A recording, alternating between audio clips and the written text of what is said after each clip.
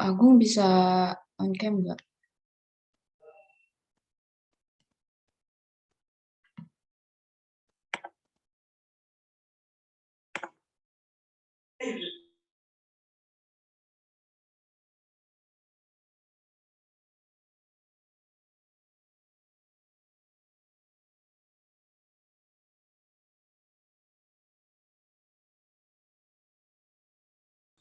Gina itu pakai name-tag nggak?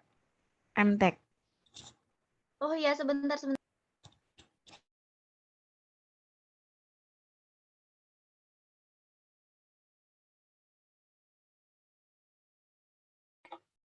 Oke, selamat pagi semuanya. Kita bakalan mulai diskusi pertanian inovatif pada kali ini. Sebentar ya.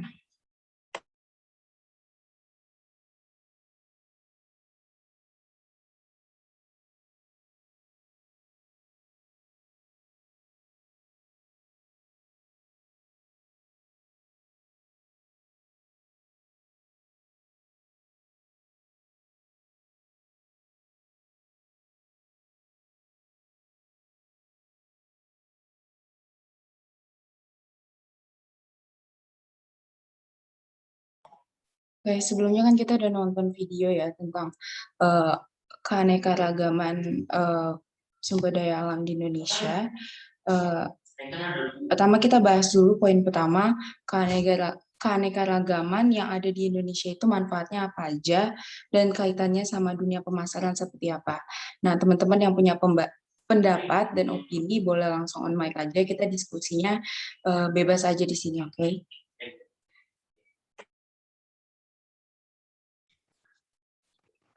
Izin masuk. Kalau dari pendapat aku sendiri, keanekaragaman yang ada di Indonesia itu banyak banget, baik itu ada di perairan, kemudian di daratan, dan di udara. Nah, itu pun baru yang ada yang bisa ditemukan. Tentu masih ada spesies-spesies lain yang sampai sekarang belum ditemukan.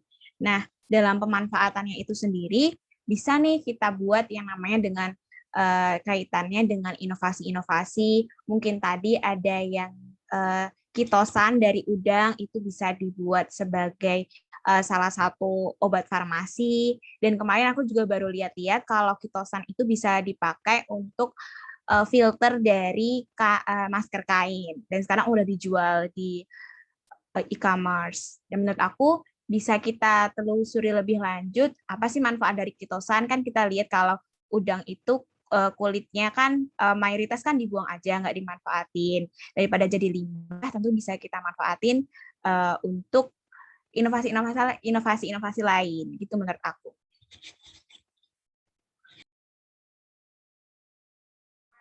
Ya benar banget. Menurut aku sih kalau percuma aja gitu keanekaragaman di Indonesia eh, terbuang aja gitu, sia-sia nggak dimanfaatkan dengan maksimal gitu ya kan. Eh, dan kita bisa manfaatin keanekaragaman ini juga untuk keperluan kelangsungan hidup kita sendiri. Ya, yang lainnya ada pendapat mungkin?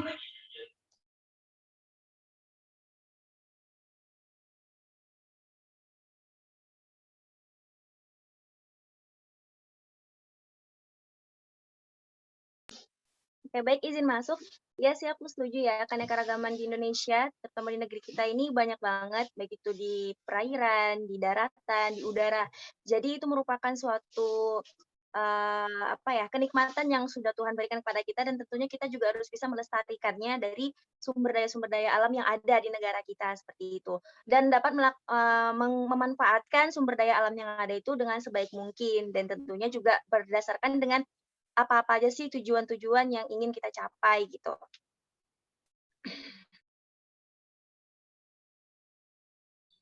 Aku mau nanya guys, itu tuh kan keanekaragaman hayati Indonesia tuh banyak ya. Nah itu tuh kita bisa buat manfaatin itu tuh buat apa aja ya?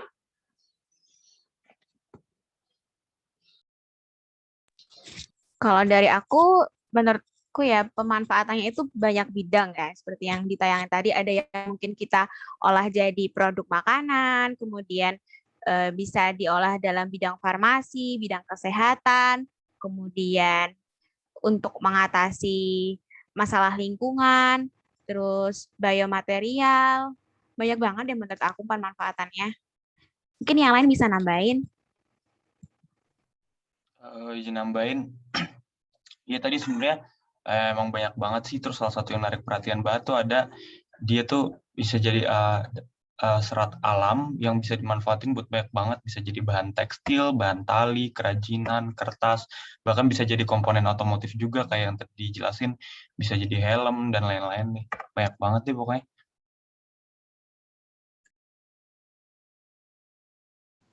Benar banget. Terus aku mau nanya lagi nih, kenapa keanekaragaman di Indonesia tuh belum dimanfaatkan secara maksimal di Indonesia? Cara kita tahu gitu kan, Indonesia tuh kalau nggak salah peringkat pertama dengan keanekaragaman biodiversitas di dunia gitu. Tapi kenapa di Indonesia tuh kayak kurang gitu kan, kurang dimanfaatin? Kenapa tuh? Ada yang punya pendapat nggak? Izin masuk ya, kalau menurut aku untuk kita mungkin tahu ya, banyak nih keanekaragaman hayati yang ada di negara kita. Cuman banyak juga nih mungkin masyarakat yang masih belum sadar gitu akan banyaknya keanekaragaman hayati yang ada di negara kita. Jadi untuk pemanfaatan dari adanya berbagai macam nih sumber daya alam dan lain sebagainya itu yang mungkin belum terlaksana dan hanya beberapa orang saja yang sampai saat ini masih tahu gitu terkait adanya keanekaragaman ini, dan yang masyarakat yang lain itu belum tahu, mungkin seperti itu. Oke, aku izin menambahkan juga, mungkin karena faktor dari pendidikan juga kan ya, karena untuk memanfaatkan suatu biodiversitas itu, kita juga perlu tahu mungkin komponennya itu seperti apa, cocoknya itu dibuat apa, kandungan apa aja yang perlu diperhatikan. Jadi memang sekarang masih hanya bisa menyentuh untuk kalangan mereka yang memiliki disiplin ilmu yang sejalan. Mungkin kalau ditemukan spesies tentang bakteri nih, kemudian yang bisa meneliti sebagian besar adalah mereka yang berada di disiplin ilmu mikrobiologi. Menurut aku gitu sih. Bener banget. Jadi banyak orang-orang di Indonesia yang kurang melek gitu loh sama kado yang kita punya, hadiah yang dikaruniakan sama Tuhan gitu ke kita.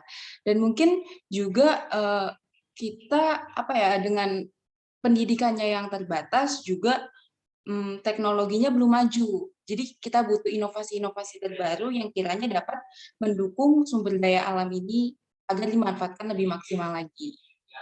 Yang lain ada pendapat? Aku mau nanya lagi nih, gimana ya caranya mengedukasi masyarakat tuh yang belum melek tentang keragaman biodiversitas di Indonesia ini tuh gimana ya? Mungkin ada jawaban dari teman-teman?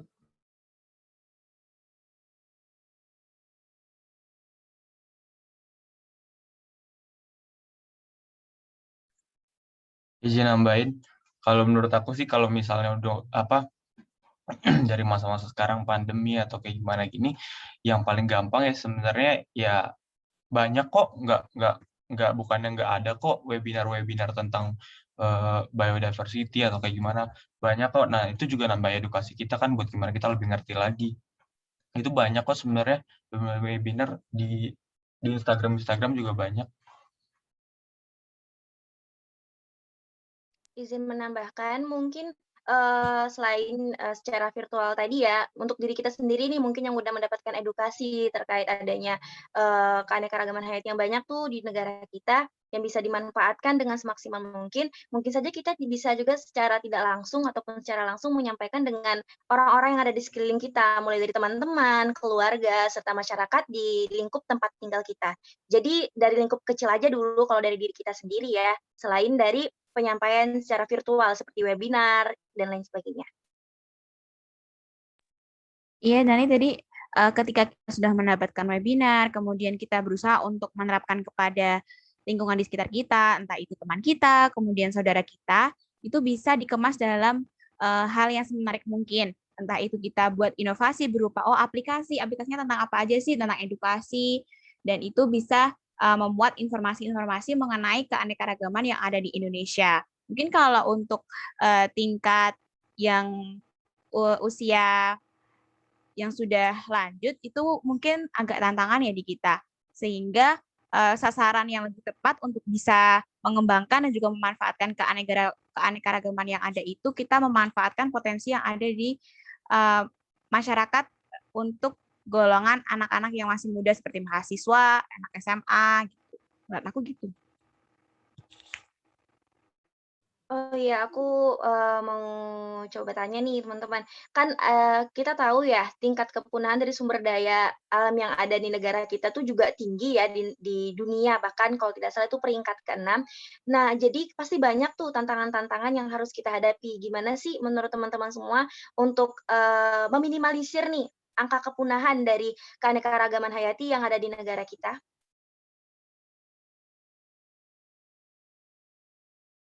Menurut aku sih itu balik lagi ya sama kita. Kita kan sebagai generasi muda, kita kan tahu kita punya kewajiban untuk menjadi seorang agent of change. Kita harus menginfluence orang-orang banyak tentang kesadaran tentang ini loh Indonesia tuh udah hampir punah gitu loh keanekaragamannya. Jadi ya pertama dimulai dari kita diri sendiri, baru kita bisa menyebarkan ke orang lain. Dan banyak orang yang masih menyalahgunakan keanekaragaman itu, kayak misalnya burung cendrawasih atau gimana yang mulai langka. Begitu sih, paling mungkin disadarkan aja gitu loh.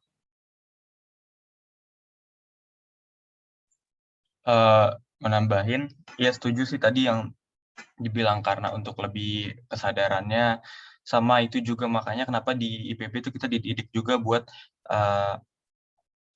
cari inovasi-inovasi baru kan untuk mengurangi kepunahan kan, makanya kita harus cari pembaruan sumber daya alam yang baru, gimana caranya biar enggak, kan cara tuh ada banyak kan, reboisasi, apalagi penanaman ladang secara bergilir dan pengolahan tanah pertanian lahan basah dan lahan kering. Ya, ada banyaklah cara maksudnya untuk mengurangi kepunahan itu, makanya diedukasi di sini.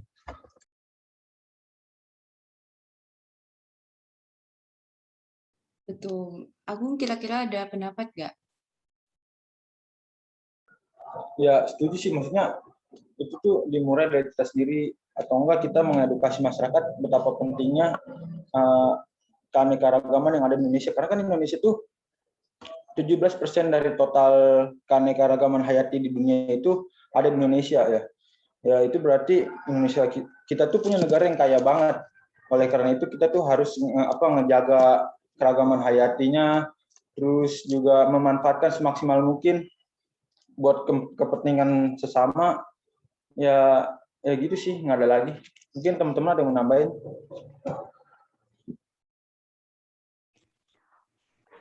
Buat merangkum aja, menurut aku memang harus yang utama kita memberikan edukasi.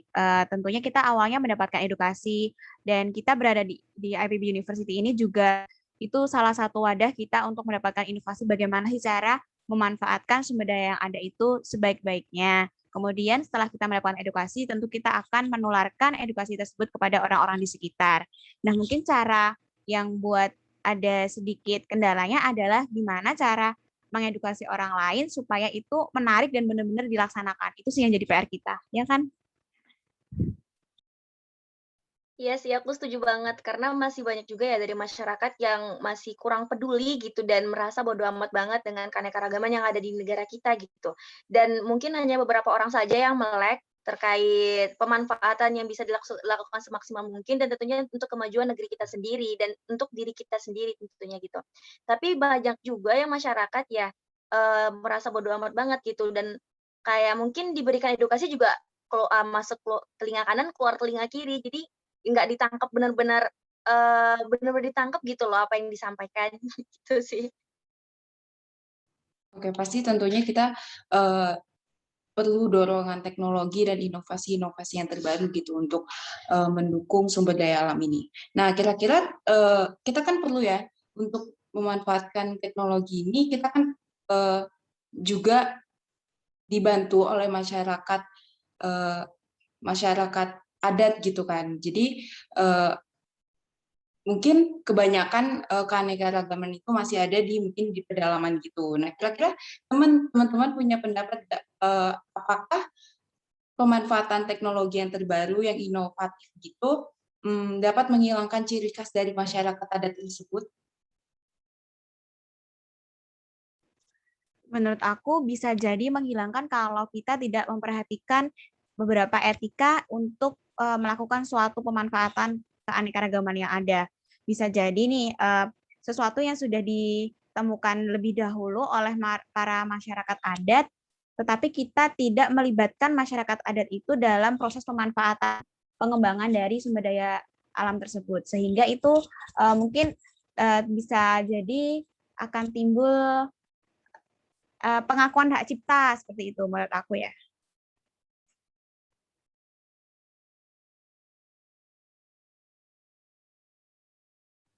Benar banget. Jadi selain kita merubah apa yang udah ada, itu kan, mungkin menurut aku sih masyarakat adat tersebut juga perlu adanya adaptasi gitu untuk maju ke dunia yang lebih baru lagi, untuk mengenalkan mereka lagi, ini loh keanekaragaman ini tuh harus banget dimanfaatin, kalau nggak bisa punah kayak gitu. Teman-teman ada pendapat lain nggak? Tapi bisa juga kita tuh melakukan pendekatan dengan masyarakat adat, kayak misalnya kita bahwa inovasi yang kita bikin tuh sebenarnya tidak mengganggu kelestarian hutan sekitar, kayak gitu-gitu dah. Terus pokoknya kita harus meyakinkan masyarakat adat bahwa inovasi yang kita bikin ini tuh tidak bertentangan dengan peraturan adat sekitar gitu.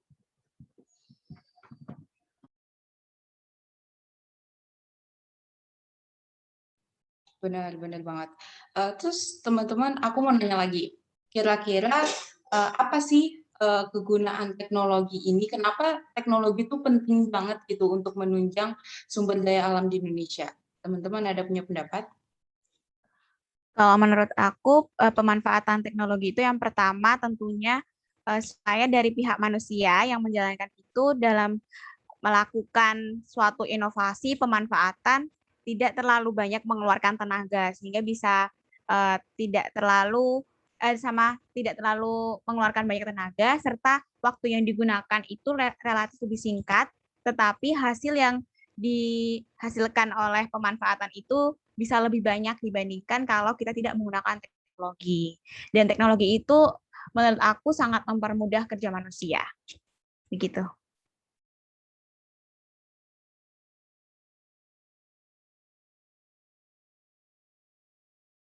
Benar banget. Jadi dibutuhkan banget ya teknologi ini untuk menunjang.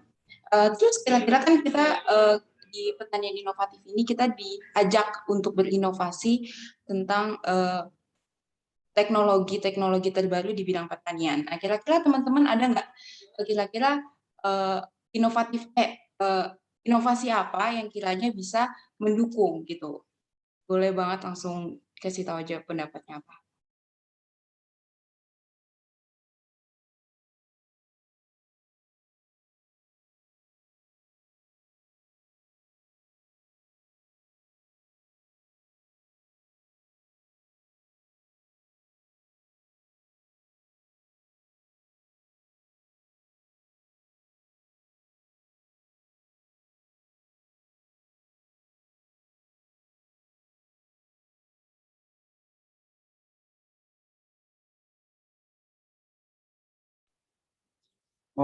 Kita ngomongin dari inovasi yang yang diciptain sama IPB aja dulu, kayak misalnya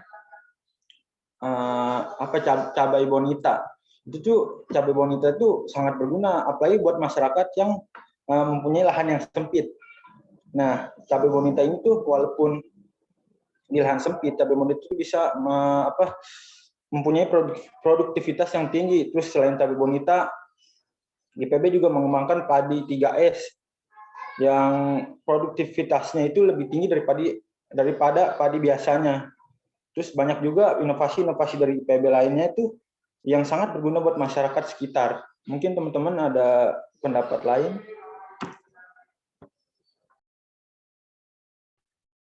Oke, kalau dikaitkan sama daerah aku, jadi kan aku dari daerah Wonogiri dan itu merupakan daerah aku adalah daerah penghasil singkong terbanyak di Provinsi Jawa Tengah pada tahun sekitar 2018 kemarin. Dan menurut aku ya, dari pandangan aku itu pemanfaatannya belum maksimal, jadi hanya sebatas singkong itu dimanfaatkan untuk keripik singkong, kemudian mungkin tepung mokaf yang baru-baru ini emang lagi agak hits, dan memang kalau tepung mokaf itu bisa menaikkan nilai guna dan juga fungsi dari singkong itu sendiri. Tetapi kendalanya adalah tidak semua petani singkong itu mampu untuk membuatnya, sehingga memang sangat diperlukan peran dari teknologi itu sendiri serta orang-orang yang sudah berkiprah di dunia inovasi khususnya yang bidang pertanian. Dan menurut aku sendiri, dari banyaknya singkong yang dihasilkan dan itu dimanfaatkan untuk keripik dan juga tepung mokaf tadi, itu ada limbah yang sangat-sangat banyak, yaitu kulit singkong itu sendiri. Menurut aku, karena kulit singkong itu pemanfaatannya dia memiliki kandungan selulosa yang cukup besar juga, cukup tinggi, sehingga menurut aku bisa digunakan untuk plastik yang ramah lingkungan. Tapi sejauh ini aku belum melakukan aksi untuk itu sih. Masih dalam sekedar berpikir dan juga riset. Gitu kalau dari aku. Mungkin teman-teman bisa mengungkapkan di daerahnya itu potensialnya ada apa, dan mungkin ada inovasi yang muncul dalam benak kalian.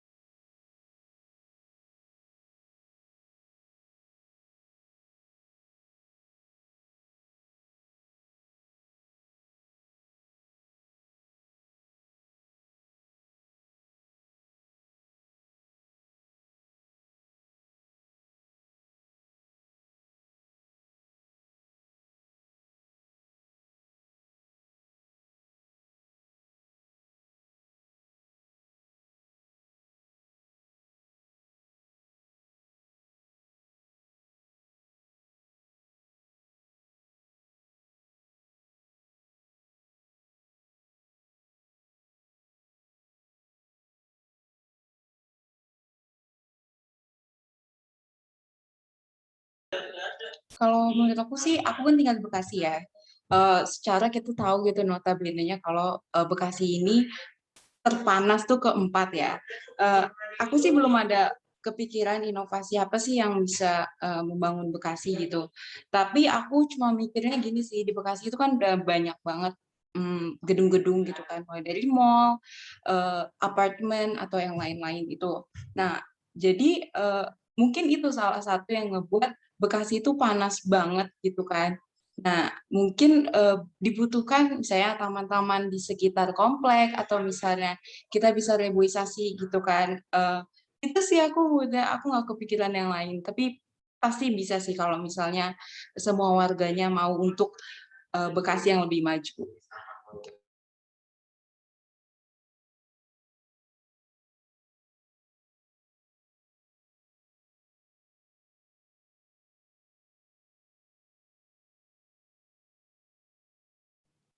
Oke deh, mungkin teman-teman belum kepikiran kali ya inovasi apa sih yang bakalan kita bawa. Tapi dengan seiringnya waktu pasti kita bisa menemukan teknologi yang inovatif lainnya untuk mendukung potensi pertanian di Indonesia. Aku mau nanya dong, gimana cara kita ngajak untuk orang-orang untuk lebih sadar lagi, untuk lebih melek lagi, gimana cara kita nge-influence mereka untuk lebih memanfaatkan keanekaragaman. Coba dong, boleh kasih tahu pendapatnya.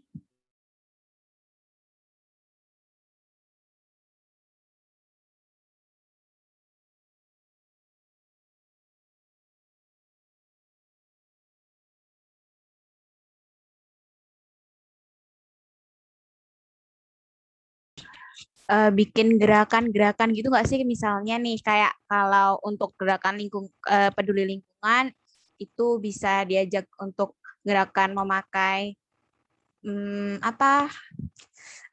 tote bag gitu-gitu, terus menghindari untuk penggunaan plastik. Jadi kalau mungkin untuk pemanfaatan dari keanekaragaman yang ada adalah mungkin yang pertama kita perlu adanya gerakan yang bergerak di bidang konservasi dan juga pemanfaatannya. Dan mau nggak mau, seperti yang dibilang Silsilia tadi, bahwa mahasiswa kan agen dari perubahan.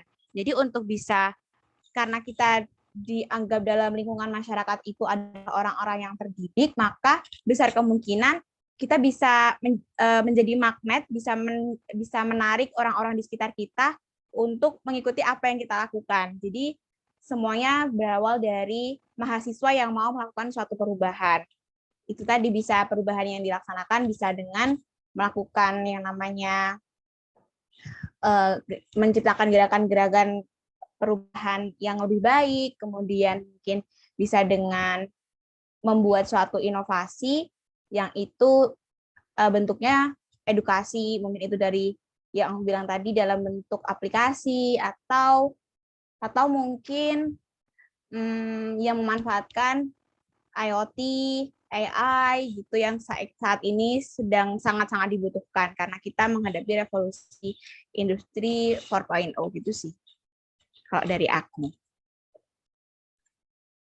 Dikit nambahin, setuju sih sama yang tadi Zani bilang.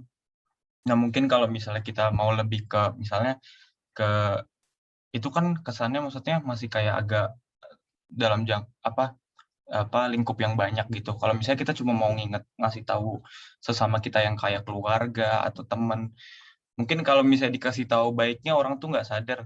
Coba kasih tahu buruknya, kayak apa sih bahayanya eksploitasi besar-besaran terhadap pemakaian sumber daya alam, apa sih kalau kita boros tuh apa sih bahayanya gitu. Jadi orang mungkin lebih kayak takut kali ya, jadi mungkin tergerak gitu. Soalnya orang kalau misalnya dikasih tahu yang baik-baiknya aja nggak impress. Jadi harus mungkin dikasih tahu buruknya juga gitu sih kalau dari aku.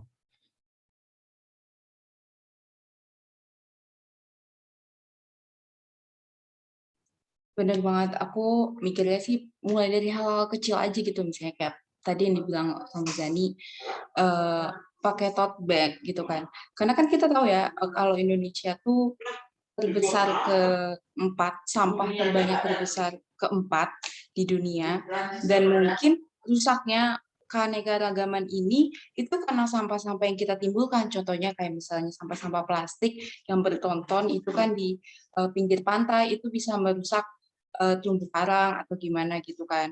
Benar banget, jadi mulai dari hal kecil aja gitu, misalnya mengurangi sampah plastik dengan cara memakai tumbler atau mengurangi pemakaian plastik sekali pakai kayak gitu. Yang lainnya ada pendapat mungkin?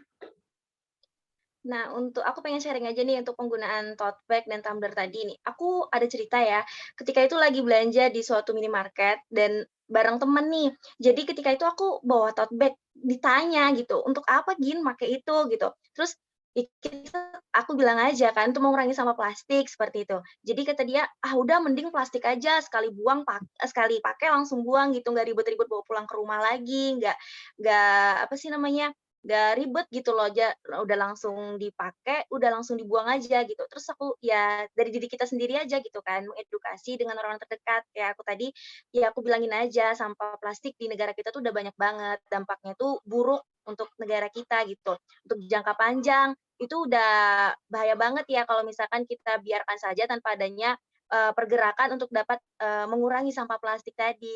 Jadi sehingga teman aku tuh masih ngeyel juga kan, "Alah udah nggak usah, sok-sokan gini-gini," gitu kan. Aku bilangin aja, ya kita tuh juga salah satu agent of change gitu loh, jangan, apa ya, kita harus melek juga dengan keadaan lingkungan kita, jangan, apa ya, egois, jangan hanya sibuk dengan diri sendiri, kita juga harus bisa, memikirkan nih lingkungan kita tuh seperti apa aja yang bisa kita berikan, kontribusi apa saja yang bisa kita berikan untuk lingkungan kita. Iya, jadi semua memang dimulainya harus dari diri sendiri supaya orang lain juga tertarik untuk mengikuti apa yang kita lakukan. Bener banget, di Bekasi sendiri itu udah mulai dari tahun lalu, kayaknya sekitar tahun lalu, itu mulai di supermarket, dimanapun itu mulai di plastik itu benar-benar nggak ada. Kalau misalnya dulu bayar 200 perak, sekarang itu udah nggak ada, cuma beberapa mungkin di pasar ya. Tapi aku juga ngelihat mulai perubahan-perubahan kecil, orang-orang sekarang mulai bawanya tote bag, atau kita juga bisa ngelihat sih, misalnya di rumah aja itu, misalnya tong sampah yang tadinya pakai plastik, sekarang plastiknya udah nggak ada gitu kan. Maksudnya kita sekarang udah langsung tempat sampahnya aja gitu. Mulai dari hal kecil tuh kita bisa loh ngerubah masalah di Indonesia, kayak gitu sih.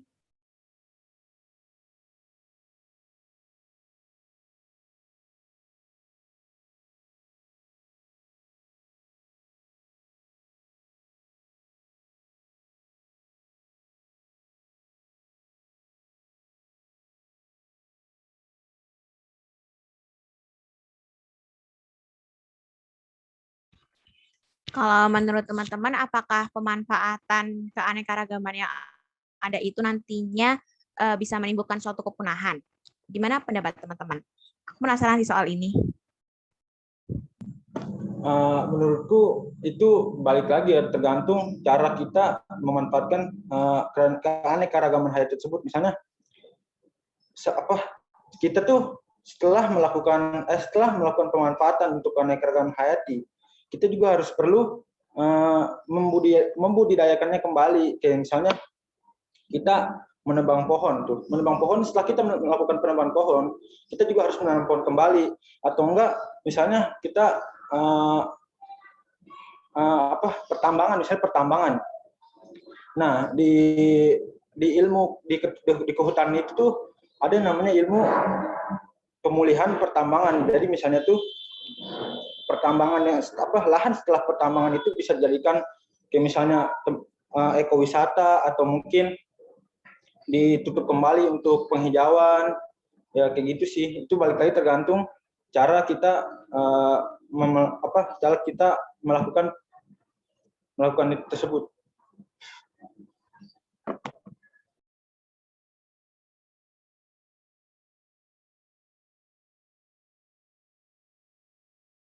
Nah, mungkin teman-teman ada pendapat lain. Pemerintah, seluruh aspek yang ada di Indonesia ini untuk dapat sadar nih gimana sih cara memanfaatkan keanekaragaman yang ada semaksimal mungkin gitu, dan tidak melakukan hal-hal yang sekiranya dapat meningkatkan angka kepunahan yang kita khawatirkan itu akan terjadi beberapa waktu ke depan. Dan tentunya perlu adanya kontribusi dari diri kita sendiri dan masyarakat yang lain juga untuk dapat menimbulkan inovasi nih, gimana caranya agar dapat memaksimalkan dari keanekaragaman yang ada di negara kita. Ya setuju banget sih kalau misalnya ngebahasnya untuk soal kepunahan sih, ya ada beberapa poin ya. Salah satunya mungkin kita harus selektif. Jadi selektif tuh kita gunain usaha sumber daya alam yang benar-benar kita pakai buat yang kepentingan keberlangsungan hidup kita gitu. Kalau misalnya nggak penting-penting banget, ini nggak usah. Terus kedua, kita harus menjaga kelestarian. Menjaga kelestarian itu maksudnya untuk manfaatin sumber daya alam itu penggunaannya itu bijak. Terus ya bijak deh gitu deh maksudnya. Terus habis itu yang ketiga perlunya penghematan. Nah, kenapa bilang perlunya penghematan? Karena kalau sumber daya itu kepunahannya itu awalnya dari eksploitasi sumber daya yang berlebihan. Nah, jadi jadi ancamannya punah gitu. Jadi perlunya penghematan sumber daya alam untuk mengurangi bahaya kepunahan itu tersebut.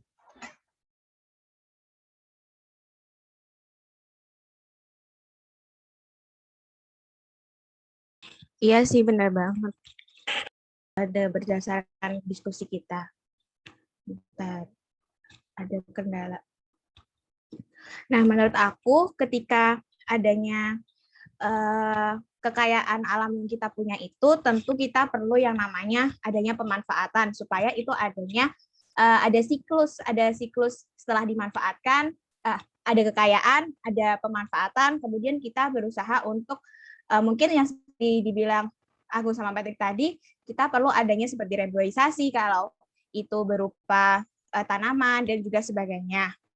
Nah, dalam pemanfaatan itu sendiri, kita harus memperhatikan banyak aspek seperti apakah komoditas itu berfungsi untuk memenuhi kebutuhan hidup manusia secara berkelanjutan. Kemudian yang kedua, apakah dalam pemanfaatan itu kita memperhatikan etika-etika yang ada. Dan hal ini sebagai upaya supaya kita tidak menimbulkan kepunahan. Udah banyak keanekaragaman, tapi malah kita menimbulkan kepunahan. Kemudian yang ketiga, kita harus ingat bahwasanya kita adalah makhluk ciptaan Tuhan yang mana setiap manusia itu memiliki hak dan juga kewajibannya. Ketika kita memanfaatkan suatu sumber daya, kita tidak boleh mengabaikan, contohnya mengabaikan masyarakat adat yang pada awalnya mereka sudah menemukan lebih dahulu. Kemudian, apalagi ya? Keanekaragaman yang ada di Indonesia itu harus dimanfaatkan secara berkelanjutan, berkeadilan, mempertimbangkan etika-etika yang ada, itu adalah bagian dari beradab, dan juga mendukung kesejahteraan manusia, sehingga kebutuhan-kebutuhan manusia itu ke depannya bisa terpenuhi dengan adanya pemanfaatan dari keanekaragaman yang ada di Indonesia itu sendiri. Gitu dari aku. Oke deh, kita udah nyampe nih di penghujung diskusi. Nah, sebelumnya aku mau nyimpulin dulu bahwa keanekaragaman ini benar-benar penting banget untuk kelangsungan hidup manusia, dan beberapa manfaat yang aku bisa cakup dari diskusi kita kali ini yaitu meningkatkan produktivitas ekosistem. Jadi dengan adanya keanekaragaman ini, ini dapat mengurangi dampak perubahan yang dampak-dampak negatif yang akan mungkin terjadi di kehidupan selanjutnya, misalnya seperti pohon tembakau yang dapat mencegah abrasi dan tsunami. Maka dari itu aku mau ngajak teman-teman sekalian untuk lebih sadar lagi, untuk lebih melek lagi akan keanekaragaman ini. Kalau misalnya kita aja nggak dimulai dari kita sendiri, pasti akan susah gitu loh. Kita sebagai agent of change dituntut untuk membawa dan mengedukasi masyarakat untuk menjadi Indonesia yang lebih baik lagi. Sekian diskusi kita kali ini. Aku harap ilmu-ilmu yang dari diskusi kita kali ini dapat kita aplikasikan dan kita amalkan dalam kehidupan sehari-hari kita. Terima kasih semuanya udah datang di diskusi kali ini. Selamat siang, bye-bye. Bye-bye. Terima kasih semuanya. Bye-bye.